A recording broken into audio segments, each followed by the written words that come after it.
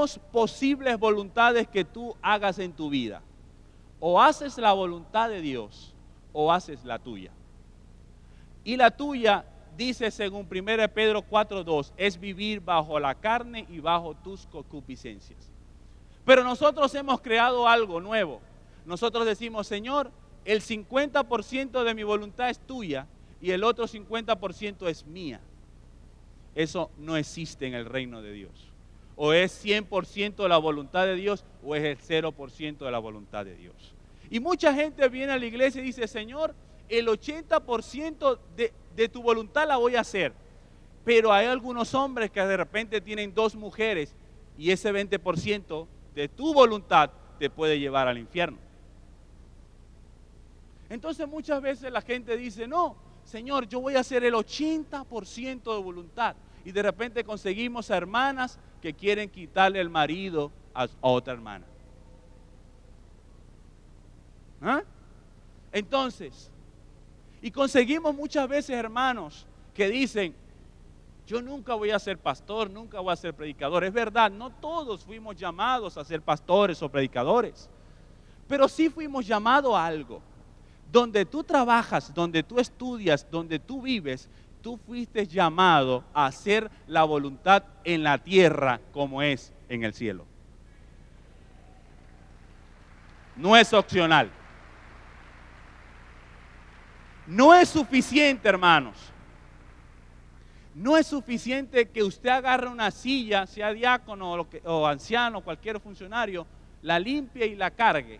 Y cuando llegue a su casa, trate a su mujer como cualquier cosa, porque usted no está en la voluntad de Dios. Limpiando bancas o arreglando bancas, no estamos en la voluntad de Dios, es un inicio. Si usted quiere estar en la voluntad de Dios, sirva aquí al Señor, sirva en su casa, sirva en su colegio, sirva en su liceo y en todas partes declare la voluntad de Dios antes que la suya.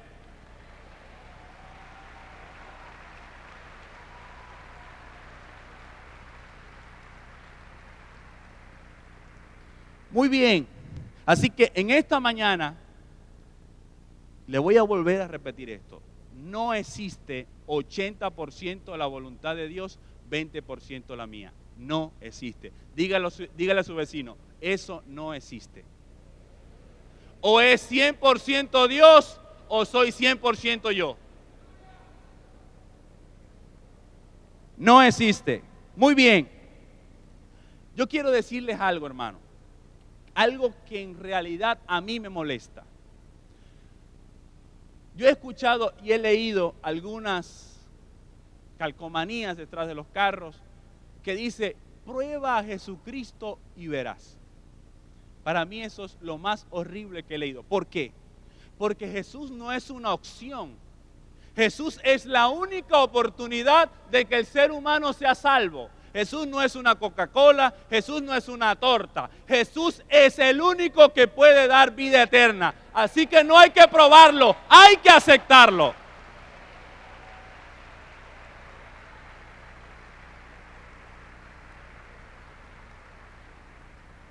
No es una prueba.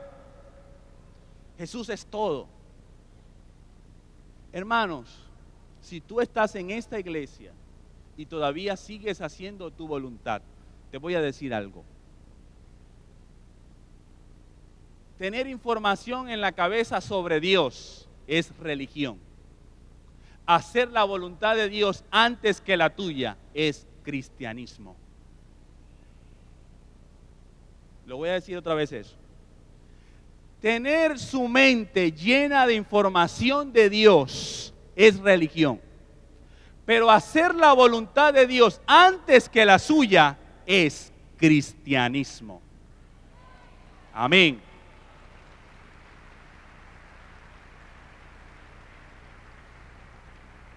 Ahora, ¿cómo está tu voluntad? Porque usted tiene una voluntad. De hecho, por su voluntad usted decidió venir esta mañana aquí. Pero ¿cómo está tu voluntad? ¿A quién te inclinas más? ¿A ti mismo o a Dios? ¿Cuál es tu voluntad? Nuestra voluntad está llena de deseos, está lleno de pasiones, está lleno de algunas cosas. Pero tenemos que saber dentro de nuestros corazones si yo estoy haciendo lo que Dios me está indicando o lo que yo quiero hacer. Muchas personas creen solamente hacen la voluntad de Dios cuando son vistos. No es suficiente hacer la voluntad de Dios cuando son vistos nada más. En tu casa también debes de hacerlo. Muchas personas creen que saber la voluntad de Dios ya es suficiente. No es suficiente saber cuál es la voluntad de Dios y no vivirla. No es suficiente. No es suficiente hacer la voluntad de Dios cuando tú quieras, cuando te convenga. No es suficiente. Hacer la voluntad de Dios tarde es desobediencia. Hacer la voluntad de Dios en nuestro tiempo es desobediencia. La voluntad de Dios se hace cuando Él quiere, como Él quiera y a donde Él quiera. Nos guste o no nos guste. Le regalo una sonrisa.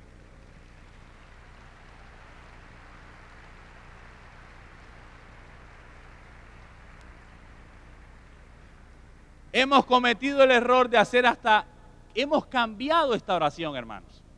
Fíjense cómo yo pienso que a veces nosotros oramos. Señor, yo sé tu voluntad. Esa es la oración de Jesús en el Getsemaní, lo leemos en la Biblia. Pero vamos a leer algunas oraciones o una oración que nosotros podemos decir en nuestro Getsemaní. Señor, yo sé tu voluntad, pero sé que si no la hago, tú me perdonas. Pero hoy decido hacer la mía y después arreglamos, Señor. Eso no es de Dios. No es tu voluntad, es la suya. Dígalo a su vecino, no es tu voluntad, es la de él.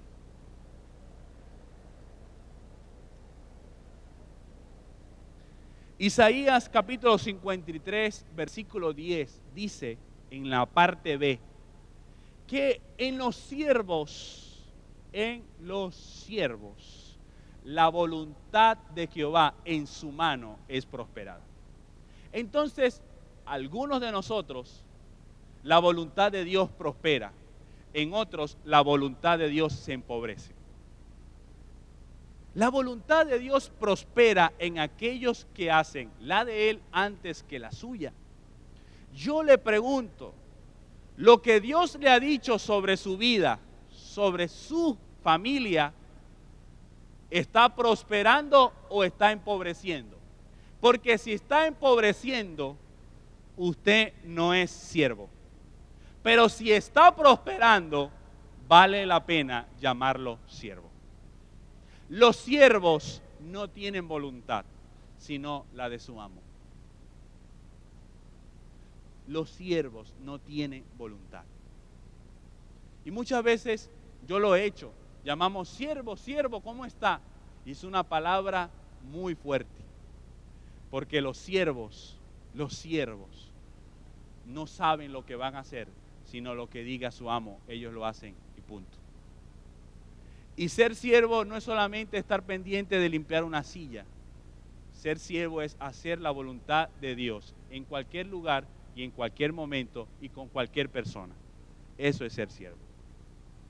Ahora, la voluntad de Dios prospera en tu vida. Lo que Dios te ha dicho que tú tienes que hacer en tu familia, en tu casa, en tu trabajo, ¿está prosperando?